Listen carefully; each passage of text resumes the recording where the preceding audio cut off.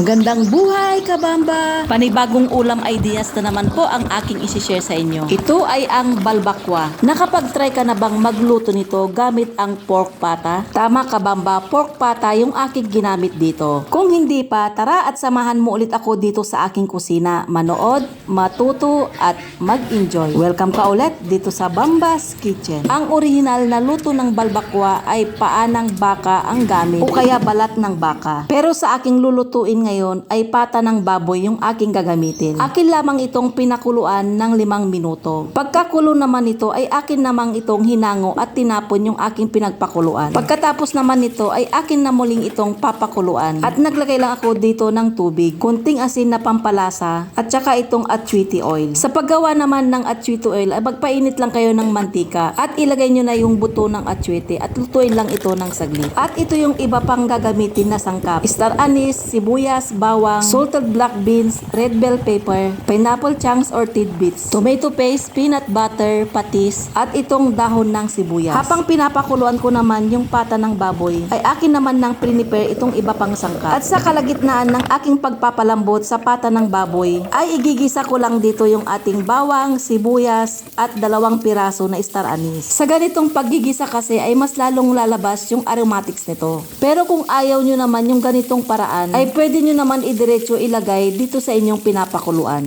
After ko naman maigisa itong ating bawang, sibuyas at star anise, ay ilalagay ko na dito sa aking pinapalambot na pata. Ang isang kagandahan na pata ng baboy ang gagamitin natin dito sa ating nilulutong balbakwa, ay ito ay madali lang itong palambutin compare sa paa ng baka. Ilang beses na rin kasi ako nakapagluto ng balbakwa gamit ang paa ng baka. After ko naman mailagay yung ating ginisang bawang, sibuyas at star anise, ay isinunod ko namang ilagay yung iba pang mga sangkap nito. Itong isang kutsara na salted black beans, hinugasan ko lang yon ng 2 beses para mabawasan yung alat nito. At naglagay rin ako dito ng isang kutsara na peanut butter. Nilagay ko na rin dito yung pinakatangkay ng dahon ng sibuyas. At itong isang pack na pineapple tidbits. Pwede rin yung gamitin yung pineapple chunks. Isinali ko na rin palang nilagay yung pinakasabaw nito. At itong isang magpapakulay dito sa ating niluluto. Ito ay ang tomato paste. Kunti lang yung aking nilagay. Dahil nga ay gumamit na tayo dito kanina ng atswiti oil. At makikita naman natin na maganda na ang kulay nito. Kaya naglagay lang ko dito ng kunting tomato paste pang balanse. Pwede rin naman dito kahit tomato sauce o kaya ketchup. Nilagyan ko rin pala ito ng isang maliit na pakete na seasoning granules. At huwag nyong kalimutang tikman ito para may adjust yung lasa. Kaya nung tinikman ko ito ay medyo matabang pa kaya nagdagdag lang ako dito ng kunting patis. Pagkatapos naman nito ay akin naman na itong tinakpan at pinakuluan hanggang sa lumambot na itong pata ng baboy. At nung malambot na ito ay makikita nyo na malapot na yung sabaw nito. Nilagay ko na dito yung aking in-slice na red bell pepper. Hinuli ko na rin itong nilagay dahil ayaw kong ma-overcook ito.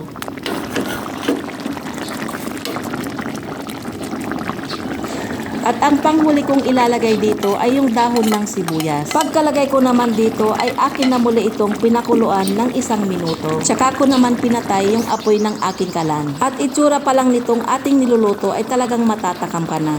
Itong taba ng pata ay hindi naman ito nakakasuya. At ang isang kagandahan pa nito ay rich in collagen ito. O diba, talagang nakakapagpabata pa ito. Kaya kung hindi ka pa nakapag-try nitong pata ng baboy dito sa lutuing balbakwa, try mo din, kabamba, dahil masarap ito. Yan na, kabamba, ready to serve na itong ating pork pata balbakwa. Huwag mo rin kalimutang mag-prepare ng kalamansi patis with sili dahil yan ang perfect partner nito.